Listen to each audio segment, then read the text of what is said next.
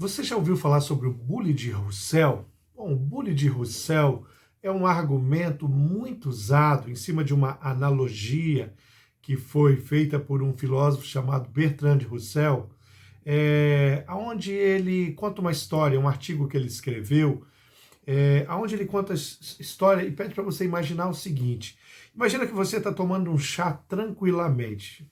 O céu era um inglês, usar o chá era uma coisa natural, porque o chá faz parte da cultura dele. Imagina que você está tomando seu chá naturalmente ali, você está tomando seu chá e alguém vem e fala para você: sabia que existe um bule que gira em torno do Sol? Essa pessoa pergunta: como assim?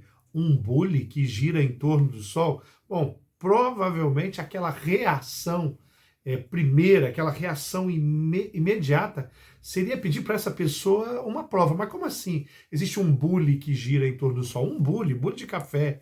E ele fala, não, mas esse bule, ele não tem como ser provado. Por quê? Porque ele é tão pequeno, mas tão pequeno, que os telescópios que existem não são capazes de captar a imagem desse bule.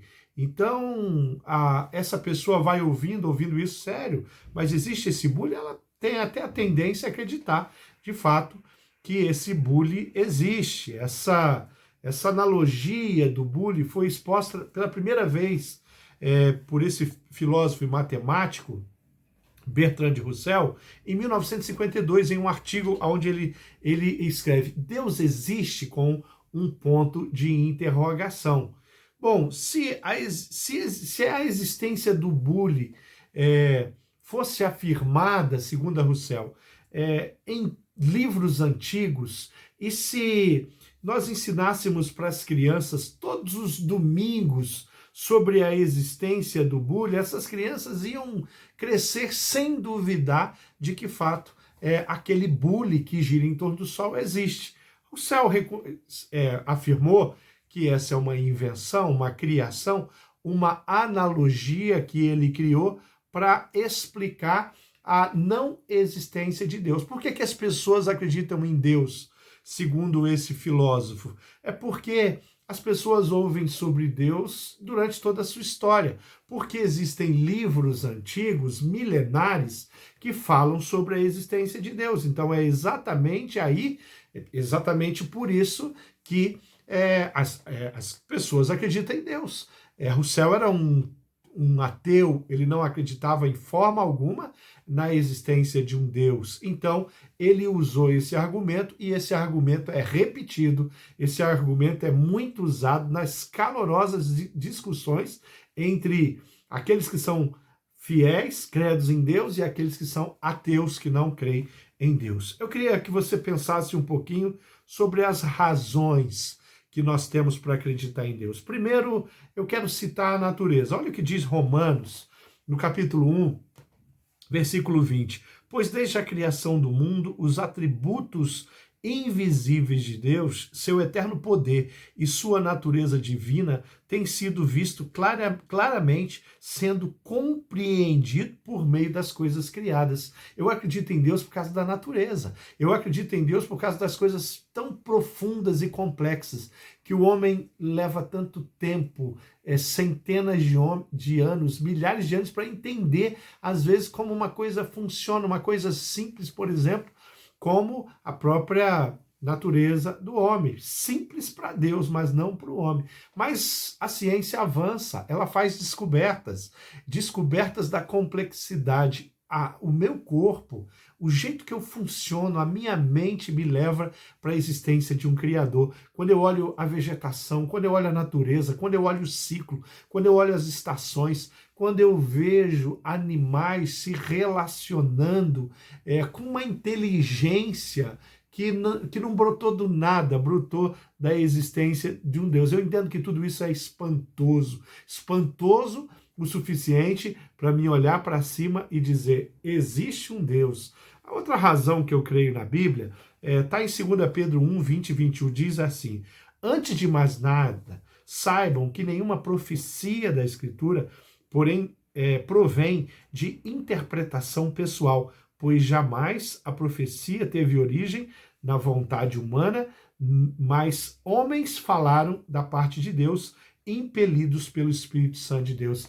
Esse livro, a Bíblia Sagrada, é um livro que não se contradiz, é um livro que levou em torno de 1.400 anos para ser escrito, sendo que os primeiros escritos desse livro já datam mais de 3.000 anos. Então, esse livro é um livro que vem ao longo dos anos e que me explica tanta coisa, e que me fala tanta coisa, e que tem tanta sabedoria.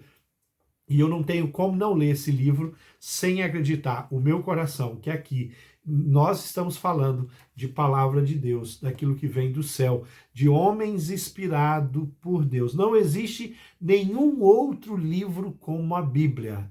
66 livros, escrito há mais de em torno de 1.500 anos, mais de 1.400 anos. Isso prova para mim, sim, que Deus existe. O maior, mais profundo, mais tremendo argumento que eu tenho para falar sobre a existência de Deus é através da revelação máxima de Deus, que foi a pessoa de Jesus Cristo. Hebreus capítulo 1, versículo 1 e 2 diz assim: há muito tempo Deus falou muitas vezes e de várias maneiras aos nossos antepassados por meio dos profetas, mas nestes últimos dias falou-nos por meio do Filho, a quem constituiu herdeiro de todas as coisas e por meio de quem fez o universo. Deus não se limitou apenas de falar através da natureza ou através dos seus livros, dos profetas. Deus, ele também enviou Jesus, o seu Filho amado, aquele que andou, aquele que tem a sua existência mais que comprovada, aquele que plantou uma igreja que persiste, aquele que andou e ressuscitou os mortos, fez os cegos enxergarem, os surdos ouvirem, aqueles aleijados andaram. Ele trouxe pessoas do mundo dos mortos novamente à vida, e as multidões se maravilharam com tudo aquilo que ele fazia, a ponto do Império Romano se voltar para esse homem e colocá-lo junto, né, da religião do momento, na cruz, pregado numa cruz. Mas o mais importante é que depois ele reaparece, vivinho, com um corpo glorificado. Então, as razões, tem tantas outras razões que eu podia citar, mas para mim eu quero citar essas 3 razões e quero fechar a minha palavra dizendo e repetindo aquilo que Jó um dia falou. Eu sei que Deus existe, ele falou. Eu sei que o meu Criador, o meu Redentor vive. Eu sei que ele se levantará. Ele se levanta todos os dias. Bom, Roussel não acreditava em Deus, e faltou para Roussel uma coisa, uma experiência profunda, como aquela que eu tive, de falar com esse Deus diariamente. Eu sinto muito pela história desse homem, eu sinto muito por ele ter morrido, afirmando e reafirmando essas coisas. Eu sinto muito por tantas pessoas acreditarem na história fictícia, na analogia, usarem aquela analogia para explicar alguma coisa que é inexplicável. A existência de Deus. Crer na inexistência de Deus, isso sim eu chamo de fé.